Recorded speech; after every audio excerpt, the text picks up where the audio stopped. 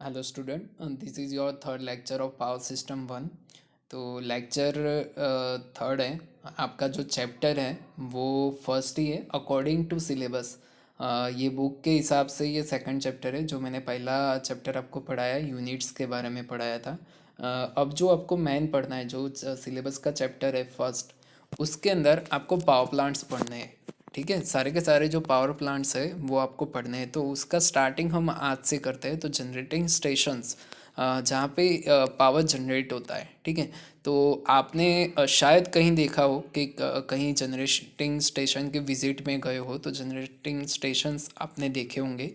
तो generating station क्या होते हैं कि जहाँ पे पावर जो हम यूज़ करते हैं अपने घरों में, वो वहाँ पे जनरेट होते हैं, वहाँ पे प्रोड्यूस होता है। ठीक है, तो वो पावर फिर कैसे होता है, जो टावर्स आप देखते हो, बड़े बड़े केबल्स आप देखते हो, टावर्स देखते हो, तो उसके थ्रू फिर वो पावर हमारे घर तक पहुंचता है। ठीक है, तो जनरेटिंग स्टेशन कौन कौन से होते हैं, क्या उनकी प्रोसेस होती है, वो सब कुछ हमको ये चैप्टर में देखना है। ठीक है, तो सबसे पहला जो जनरेटिंग स्टेशन है, तो वो कौन सा जनरेटिंग स्टेशन है, तो जनरेटिंग स्टेशन या क्या होता है वो यहाँ पे लिखा है। ठीक है, वो आप पढ़ लेना थोड़ा। ये पीडीएफ ऑलरेडी मैंने आपके ग्रुप में डाल दी है, तो कुछ भी अगर पढ़ना हो तो वो वहाँ से आप पढ़ सकते हो। ठीक है, तो depending upon the energy converted into the electric energy, generating station classified as under.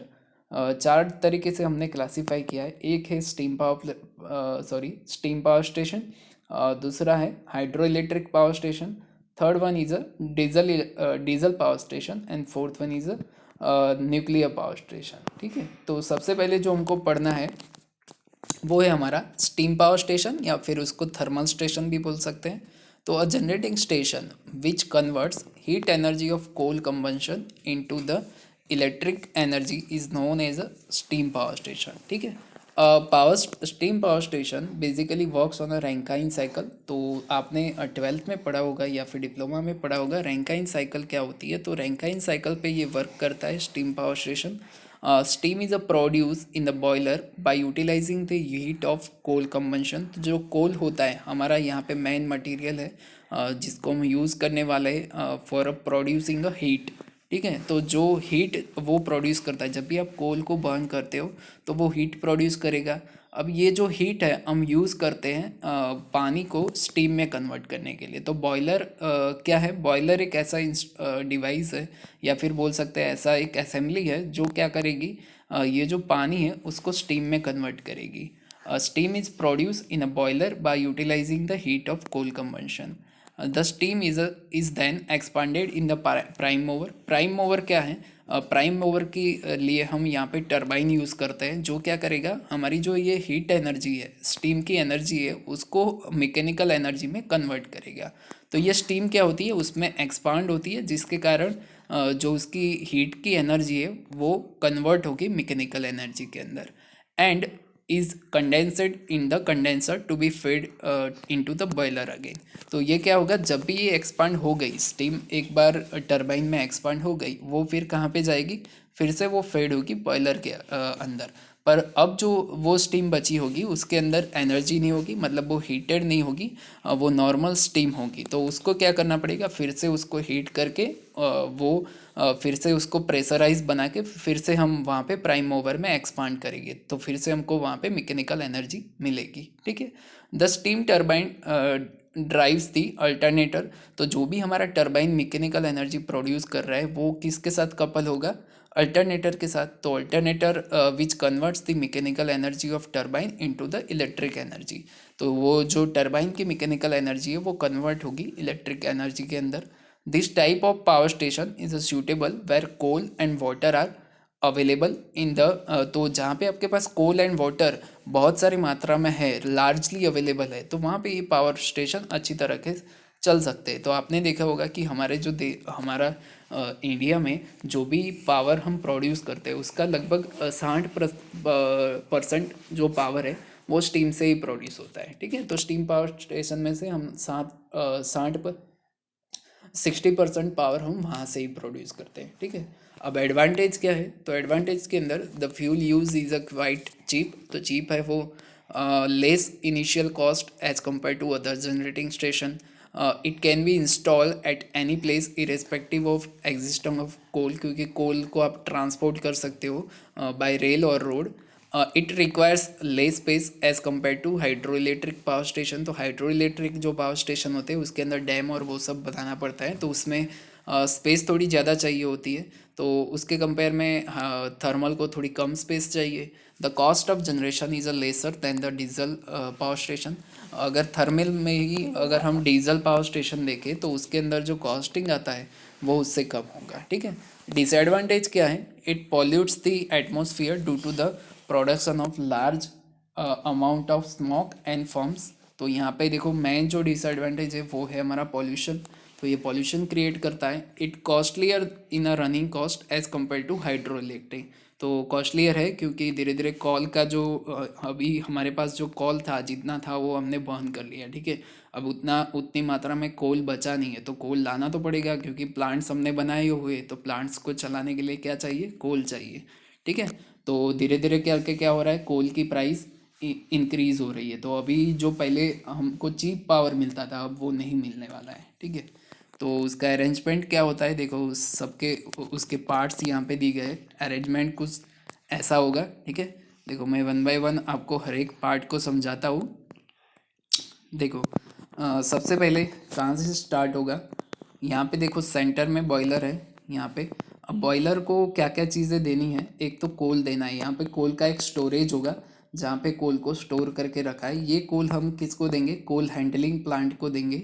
अब ये कोल हैंडलिंग प्लांट क्या करेगा? ये कोल को छोटे छोटे पीस में वहाँ पे क्रश करेगा, मतलब एकदम छोटा कोल बना देगा उसको. फिर क्या करेंगे हम? उसको फिर हम ले जाएंगे बॉयलर के अंदर जहाँ पे इसको बर्न करना है.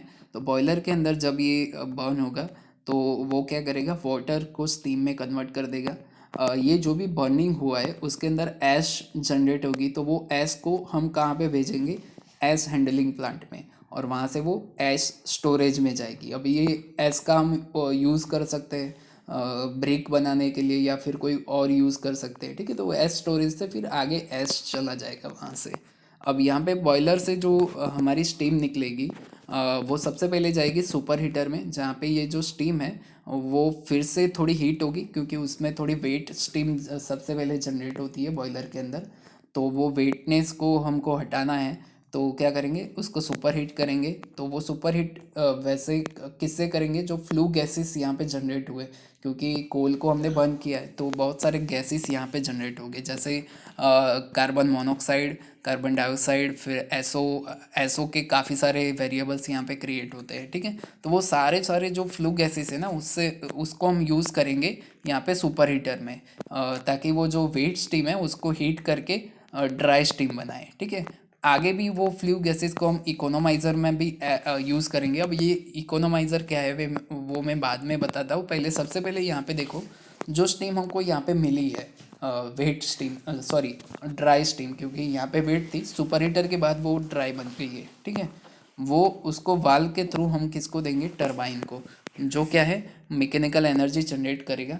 ठीक है. वो मैकेनिकल एनर्जी जनरेट होगी, वो किसके साथ कपल है? टरबाइन अल्टरनेटर के साथ. तो ये अल्टरनेटर क्या करेगा? इलेक्ट्रिक एनर्जी वहाँ पे जनरेट करेगा, और जो भी इलेक्ट्रिक एनर्जी जनरेट हुई है वो ट्रांसफॉर्मर के थ्रू हम किसको देंगे? यहाँ पे ग्रिड को देंगे. ठीक है. तो यहाँ से इतना पार्ट देख लो. ये एक्साइटर इसलिए होता है कि अल्टरनेटर को स्टार्ट करने के लिए होता है. अब यहाँ से जो टरबाइन में हमने स्टीम डाली है, यहाँ पे जो ड्राई स्टीम डाली है हमने, वो स्टीम यहाँ से निकलेगी, निकालना तो पड़ेगा उसको. ठीक है. वो ड्राई स्टीम की एक बार एनर्जी यूज़ कर ली, उसको एग्जॉस्ट स्टीम में से यहाँ पे नीचे लाएंगे और कंडेंसर में डालेंगे. अब ये कंडेंसर में क्या होती है? ये स्टीम को हम कूल किया जाता है, वहाँ पे हम उसको कूलिंग करेंगे. तो कूलिंग करने के लिए कूलिंग टावर में भेजेंगे, जहाँ पे क्या होगा? ये जो स्टीम है वो फिर से पानी में कन्वर्ट होगी. ठीक है. ये पानी में कन्वर्ट होने के बाद उसको फिर से हम फीड करेंगे, क्योंकि वो जो एक बार स्टीम को पानी में कन्वर्ट कर दिया, फिर उसको कहीं वेस्ट नहीं करना है, फिर से यूज़ करना है, नहीं तो कितना सारा पानी यहाँ पे वेस्ट हो जाएगा. तो फिर से ये जो कूलिंग टावर में से जो पानी हमको मिल रहा है, या फिर अगर वो कम पड़ रहा है तो क्या करेंगे? हम रिवर में से यहाँ से पानी लेते हैं. ठीक है. यहाँ पे वाटर ट्रीटमेंट प्लांट के बाद जो भी हमको पानी यहाँ पे एक्स्ट्रा चाहिए वो यहाँ से लेके फीड वाटर पंप से हम फिर से वहाँ पे फीड करते हैं, ठीक है। तो फीड वाटर पंप से पहले तो फीड वाटर हीटर में डालेंगे, क्योंकि सबसे पहला थोड़ा बहुत हीट कर देना पड़ेगा उसको। तो उसको कहाँ पे देते हैं, देखो यहाँ पे अब इकोनोमाइज़र का रोल आता है। इकोनोमाइज़र क्या करता है कि ये जो पहले जो पानी है हमारे पास बॉयलर को जो देना है, वो देने से पहले हम इकोनोमाइज़र में डालते हैं, जहाँ पे क्या होता है ये जो फ्लू गैसेस है ना उससे थोड़ा बहुत हीट हो जाता है, जिससे क्या होता है कि वो जल्दी वो स्टीम में कन्वर्ट हो जाती है। तो इकोनोमाइज़र में फ्लू गैसेस का हम यूज़ करते हैं। अब देखो, आपको भी पता होगा कि कोई भी चीज़ अगर आपको बर्न करनी है तो उसके लिए हमको एयर चाहिए, ऑक्सीजन चाहिए, ठीक है। ऑक्सीजन के बिना आग उतनी जल्दी नहीं होती है, ठीक है। तो उसको ऑक्सीजन एयर देनी है हमको, ठीक है। पर एयर हम डायरेक्टली नहीं देंगे, क्या करेंगे, एयर तो एटमॉस्फेयर से ही लेनी है। तो एटमॉस्फेयर से यहाँ पे जो फैन है, drought fan, force drought fan, उससे हमने एयर ले ली, ठीक है। एयर को हम देंगे एयर प्री हीटर में, जहाँ पे ये फ्लू गैसेस का जो एनर्जी है ना वो यूज़ करके एयर को भी थोड़ा हीट कर लेंगे, ताकि एक हॉट एयर हमको मिल पाए बॉयलर के अंदर। अब ये सब करने का कारण क्या है, फ्लू गैसेस को यूज़ करके हम हमारा जो ओवरऑल जो एफिशिएंसी है ना वो हम बढ़ा रहे हैं यहाँ पे, ठीक है। तो यहाँ पे फ्लू गैसेस को लास्ट में क्या करना है, इंड्यूस ड्राउट फैन में लेके चिमनी से फिर वहाँ पे बाहर फेंक देना है। जो आप देख रहे होगे कि कहीं थर्मल प्लांट होते हैं तो उसके अंदर चिमनी होती है बड़ी बड़ी, जहाँ से क्या निकलता है, धुआं निकलता है। तो वो जो फ्लू गैसेस यहाँ पे जितना प्रोसेस हुआ है वो उतना प्रोसेस कर लेंगे, उसमें से जो कोई अगर हानिकारक होंगे तो वो उसको निकाल लेंगे और बाद में उसको चिमने के थ्रू एटमॉस्फेयर में छोड़ देते हैं, ठीक है। तो ये इसका ये साइकिल इसका है। और यहाँ पे कोल का साइकिल है, यहाँ पे नीचे वाटर का साइकिल है पूरा, और यहाँ पे डायरेक्टली आपको यहाँ पे हम सप्लाई देते हैं ट्रांसफॉर्मर के थ्रू बस बार में, ठीक है। तो ये होता है स्टीम पावर प्लांट का डायग्राम और उसके हर एक पार्ट्स। तो देखो यहाँ पे सब प्लांट अच्छी तरह से समझाए हुए हैं कि फर्स्ट जो है coal and coal ash handling arrangement होती है, second one is a steam generating plant, third one is a steam turbine, fourth is a alternator, fifth one is a feed water and six one is a cooling arrangement. तो सब arrangement के बारे में जो मैंने अभी समझाया वो सब यहाँ पे लिखा हुआ है, या आप शांति से इसको पढ़ लेना। यहाँ पे बहुत सारी चीज़ें यहाँ पे मेंशन की होगी, तो ये सब पढ़ लो। जैसे देखो, स्टीम जनरेटिंग प्लांट में एक बॉयलर है, मैंने बोला कि बॉयलर क्या करता है, फिर सुपर हीटर क्या करता है, इकोनोमाइज़र क्या करता है, एयर प्री हीटर क्या करता है। तो ये सबका रोल है स्टीम पावर प्लांट में। जो मैंने अभी आपको समझाया वो सब यहाँ पे लिखा हुआ है। फिर आता है स्टीम टरबाइन। टरबाइन में क्या होता है, जो भी हमारी स्टीम है उसमें से एनर्जी लेके हम मैकेनिकल एनर्जी प्रोड्यूस करते हैं। वो मैकेनिकल एनर्जी हम किसको देंगे, अल्टरनेटर को। वो क्या करेगा, मैकेनिकल में से इलेक्ट्रिक एनर्जी कन्वर्ट करके देगा। फीड वाटर, वाटर हमको सप्लाई करना पड़ेगा स्टीम प्रोड्यूस करने के लिए। कूलिंग अरेंजमेंट किसके लिए, जो स्टीम हमारी एग्जॉस्ट आई है उसको कूल करके फिर से पानी बनाना पड़ेगा उसके लिए, ठीक है। अब यहाँ पे क्या है, choice of site for a steam power station. तो किस तरह से हम उसकी साइट का चूज़ करते हैं, तो सबसे पहले सप्लाई ऑफ फ्यूल। तो फ्यूल जितना नज़दीक से हमको मिल जाएगा, नज़दीक से मिल जाएगा, उतना ट्रांसपोर्टेशन कॉस्ट बच जाएगा, ठीक है। तो जब भी साइट हम चूज़ करते हैं तो सबसे पहले हम सप्लाई ऑफ फ्यूल देखते हैं। फिर दूसरी जो मेन रिक्वायरमेंट है वो है अवेलेबिलिटी ऑफ वाटर, मतलब कहीं पास में ही उसको वाटर मिल जाना चाहिए, क्योंकि यहाँ पे huge amount of water use होने वाला है, ठीक है। तो वाटर सबसे एक तो है कोल, मतलब फ्यूल नियर बाय होना चाहिए, और एक है अवेलेबिलिटी ऑफ वाटर, वाटर भी पास होना चाहिए। ट्रांसपोर्ट फैसिलिटी चाहिए, क्योंकि अगर कोल नज़दीक नहीं है तो कोल कहीं से लाना पड़ेगा, तो रेल एंड रोड से वो कनेक्टेड होना चाहिए plant. Cost and type of land, तो लैंड की जो कॉस्ट है वो कम से कम होनी चाहिए, क्योंकि यहाँ पे लैंड काफ़ी यूज़ होगी, ठीक है। तो जितनी चीप क्वालिटी की लैंड होगी उतना हमारे लिए अच्छा होगा। और लोड सेंटर के नज़दीक क्यों होना चाहिए, क्योंकि अगर लोड सेंटर दूर है तो ट्रांसमिशन में काफ़ी सारी लॉसेस होंगे, जिससे क्या होगा, हमारा पावर वहाँ पे लॉस होगा, ठीक है। डिस्टेंस होना चाहिए, पॉपुलेटेड एरिया से काफ़ी दूर होना चाहिए, क्योंकि यहाँ पे काफ़ी सारे फ्लू गैसेस और पॉल्यूशन क्रिएट होने वाला है, ठीक है।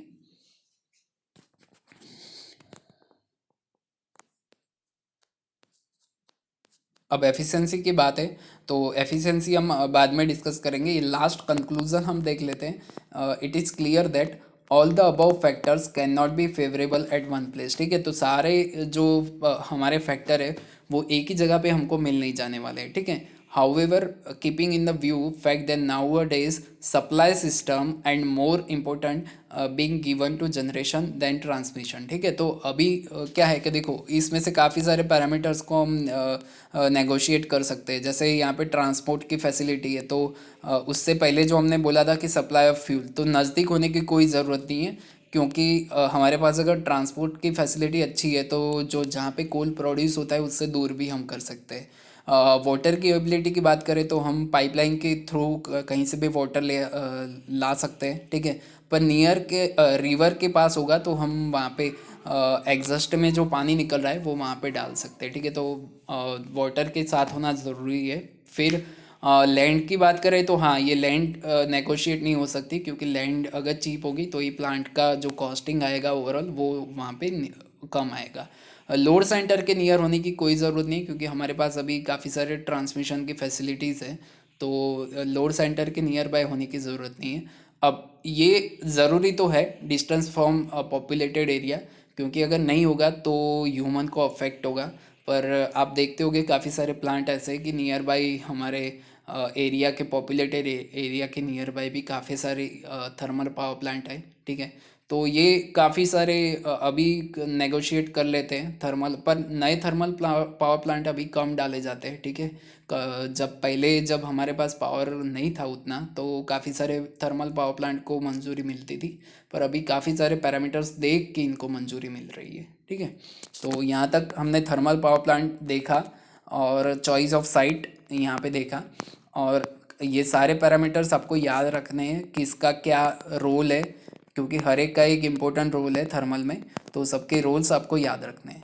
ठीक है, अगर कोई प्रॉब्लम आता है आपको तो आप कमेंट में डालो, पूछो वहाँ पे क्वेश्चन, मैं आंसर दूंगा। Thank you.